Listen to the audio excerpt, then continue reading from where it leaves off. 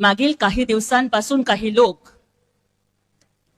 Operation tiger वरनं बेताल बडबड करत आहेत.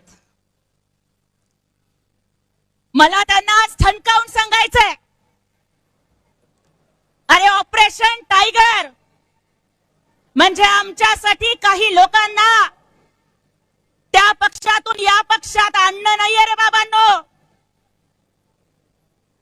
आमच्यासाठी ऑपरेशन टायगर म्हणजे शिवसेनेचा ढाण्या वाघ फक्त एकनाथजी शिंदे साहेब आहेत हे महाराष्ट्रानं मान्य केलंय. हे खरं ऑपरेशन टायगर आहे. जे लोक रोज सकाळी संजय राऊतांसारखा बेताल बडबड करणारा माणूस काय म्हणतोय की खासदार आले, आता खासदार कुठे जाणार आहेत, काय करणार आहेत हे मला माहित नाही, त्यांची भूमिका ते जाहीर करतील. पण राऊतांसारखा बेताल बडबड करणारा माणूस काय म्हणतो की खासदारांच्या अंगावरती चिंध्या शिल्लक ठेवू नका. अरे बाबा, आधी तुमच्या पक्षाच्या ज्या चिंध्या होऊन इकडे तिकडे पडल्यात ना, आधी त्या चिंध्या गोळा करा आणि मग बोला ना.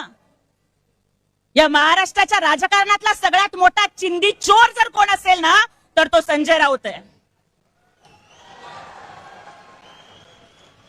आणि संजय राऊत काय बोलतात, आम्ही ऑपरेशन तुडवा करणार.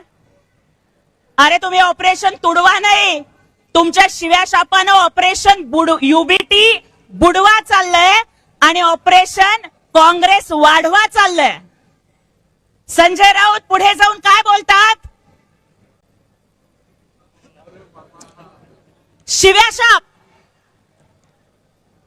भची भाराकडी आणि तुम्ही सांगताय राडे करणार.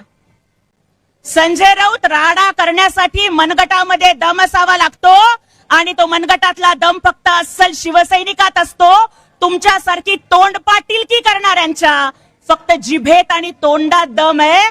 अरे बगावत करने के लिए, ऑपरेशन करने के लिए शेर का कलेजा चाहिए होता है, जो हमारे नेता एकनाथ जी शिंदे साहब के पास है.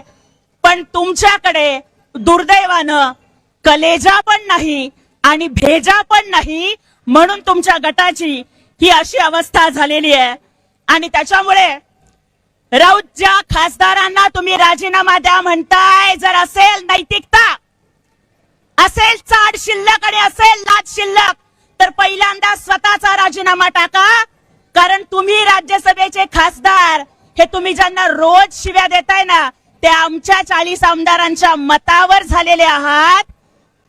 तुम्ही वाघाचं कातडं पांघरलेलं लबाड लांडगं आहात.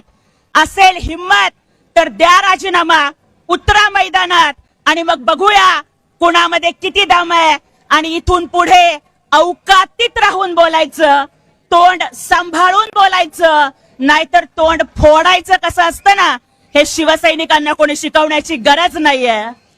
आणि संजय राऊतांसारखी माणसं बाकीचं काहीच करू शकत नाहीत. त्यांचं वर्णन मी मराठीतल्या एकाच म्हणीत करते की राऊतांची अवस्था म्हणजे अंगात नाही बळ पण चिमटा काढून पळ अशी आहे. तर इथून पुढे चिमटे काढू नका.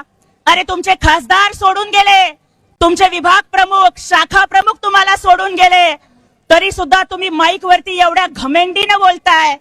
राऊताचं बडबडणं बघून मला रवी किशन यांचा एक डायलॉग आठवतो भोजपुरी सिनेमातला. रवी किशन म्हणतात की जिंदगी झंडवा फिर भी घमंडवा.